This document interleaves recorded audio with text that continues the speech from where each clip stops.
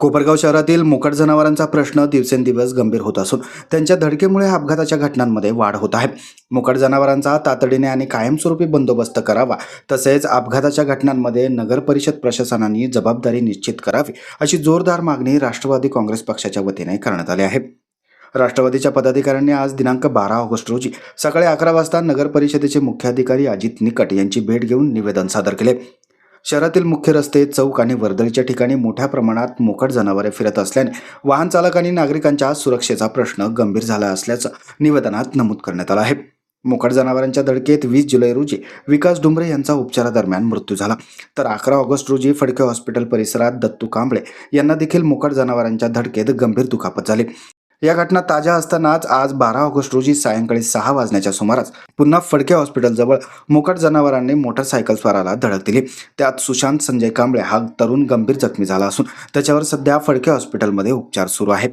सलग घडणाऱ्या या घटनांमुळे नागरिकांमध्ये चिंता वाढली आहे. मोकाट जनावरांचा तातडीने बंदोबस्त करून भविष्यात अशा घटना घडू नये यासाठी ठोस उपाययोजना कराव्यात, अशी मागणी राष्ट्रवादीने केली आहे. प्रशासनाच्या निष्काळजीपणामुळे अपघात झाल्यास संबंधितांची जबाबदारी निश्चित करून कायदेशीर कारवाई करावी, तसेच मृतांच्या कुटुंबियांना नगरपालिकेने मदत करावी, अशी मागणीही करण्यात आली आहे. सत्ताधारी गटाने मोकाट जनावरांचा बंदोबस्त करण्याचं आश्वासन दिलं होतं, मात्र त्याचा विसर पडल्याची टीका राष्ट्रवादीच्या पदाधिकाऱ्यांनी केली आहे. पदे ही मिरवण्यासाठी नसून गाजवण्यासाठी असतात, असा टोलाही यावेळी लगावण्यात आला. नगर परिषद प्रशासनाने मोकाट जनावरांचा ठोस बंदोबस्त न केल्यास सर्व मोकाट जनावरे नगरपालिकेत आणून सोडण्याचा इशारा राष्ट्रवादीच्या वतीने देण्यात आला आहे. सर्व राष्ट्रवादी काँग्रेसचे पदाधिकारी, सगळे नगरसेवक, सर्व कार्यकर्ते माननीय मुख्याधिकारी साहेबांना या ठिकाणी माननीय आमदार आशुतोषदादा काळे यांच्या नेतृत्वाखाली निवेदन देण्यासाठी या ठिकाणी आलो होतो. का गेल्या 10-12 दिवसापूर्वी विकासजी डुमरे नावाचा व्यक्ती तो एका त्याच्या गाडीमध्ये डुक्कर अटकून ते एक्सपायर झाले, मृत्युमुखी पडले, आणि याची जबाबदारी कुठेतरी ह्या नगरपालिकेने घ्यायला पाहिजे. आपण बघितलं असेल का, मी मीडियाच्या बातमीत तुमच्या सगळ्यांच्या न्यूज बघितल्या की ही घटना घडायच्या अगोदर गांधीनगर रोडची घटना, गांधीनगर रोडला जे मोकाट जनावर बसलेले होते त्याची एच.जी. विद्यालयाच्या रोडला, त्या रोडची बातमी तुम्ही सर्वांनी लावलेली होती. त्या बातमीचा जर यांनी थोडा तरी विचार केला असता सत्ताधाऱ्यांनी, तर नक्कीच आज त्या माणसाचा जीव या ठिकाणी वाचला असता. कोपरगाव नगरपालिकेला मी सांगू इच्छितो या माध्यमातून, का ही कोपरगावसाठी घटना नाही नवीन, का सुभाषनगरमध्ये सुद्धा मागा एका कुत्र्याने एका लहान पोराला पकडलं होतं. 105 हनुमाननगरमध्ये सुद्धा एका बैलामुळं एका लहान पोराचा हात मोडला होता. आणि काल परवा एक नगरमध्ये एक बैल डायरेक्ट घरामध्ये घुसला होता. मग या मोकाट जनावर बंदोबस्त कोण करणार आहे? का ज्यावेळेस आपण इलेक्शन असतं, लोकांकडे मतं मागतो, आपण 100 दिवसाचे लोकांना वायदे करतो का आम्ही 100 दिवसामध्ये हे करू ते करू. तुमच्या 100 दिवसाची आठवण आम्हाला आज तुम्हाला करून दिवशी वाटते का? तुम्ही 100 दिवसामध्ये लोकांना सांगितलं होतं का आम्ही मोकाट जनावरचा बंदोबस्त या ठिकाणी करू, आणि नक्कीच तुम्ही खुर्चीवर बसल्यानंतर आज 8 महिने होत आहे तुम्ही त्याच्याकडे दुर्लक्ष केलं.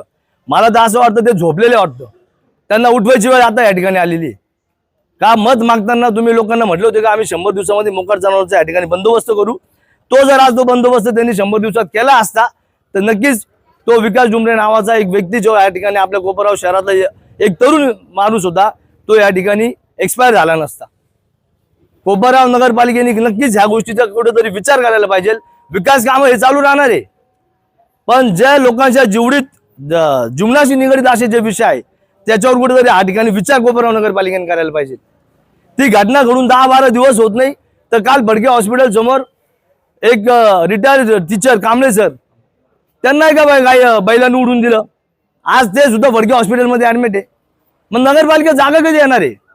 म्हणून मी यांना म्हणतो तुम्हाला का मीडियाच्या माध्यमातून कोपरगावच्या लोकांनी ह्या झोपलेले जे पदाधिकारी आहेत त्यांना तुम्ही जागा करण्याचं काम या ठिकाणी करा.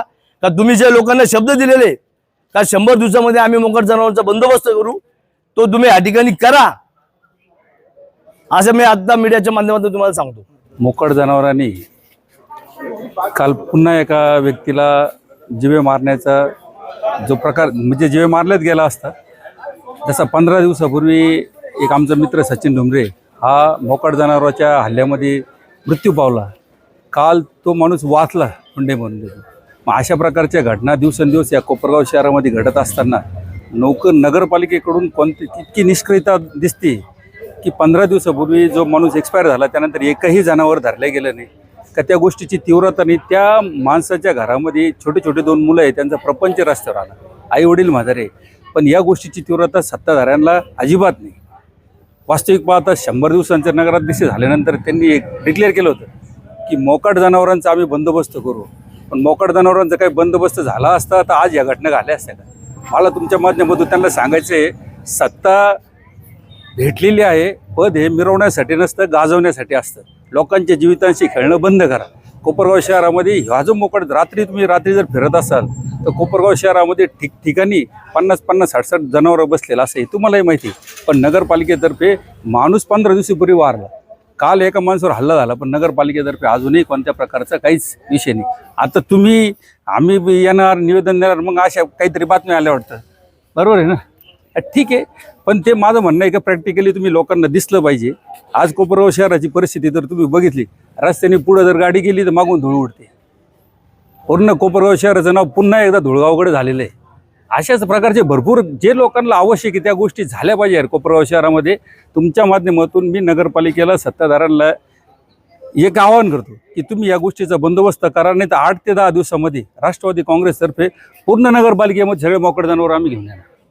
आज तुम्ही नगर मुख्याधिकारी यांची भेट घेतली, काय आश्वासन दिलं? नाही, त्यांनी सांगितलं की आम्ही रात्रीपासून जनावरच पकडणं चालू केलं आहे आणि त्याचा तुम्हाला परिणाम दिसेल. तर मी त्यांना आता इतक्यात बोललो की तुम्ही रोज किती जनावरं धरता हा कोपरगाव शहरातल्या जनतेला, आणि ते कुठं ठेवणार, काय ठेवणार, हे सगळं तुम्ही बघा. पण रोज किती जनावरं धरले जातील याचं कोपरगाव शहरातील नागरिकांना कळायला पाहिजे का आज 10 जनावरं धरलेले. नाही तर मग आम्ही करतोय म्हणून काहीच झालं नाही, तर असं कोणतं झालं नाही पाहिजे. तुमच्या माध्यमातून मी ज्या लोकांचे जनावर आहेत त्यांनाही सुद्धा विनंती करतो की तुम्ही ज्या असं जनावर आपल्या दारामध्ये, आपल्या परिसरामध्ये बांधून ठेवा. कारण कोपरगाव शहरामध्ये लहान मुलं जातात, माणसं जातात, त्यांच्यावर हे सगळे जनावर हल्ला करत आहे.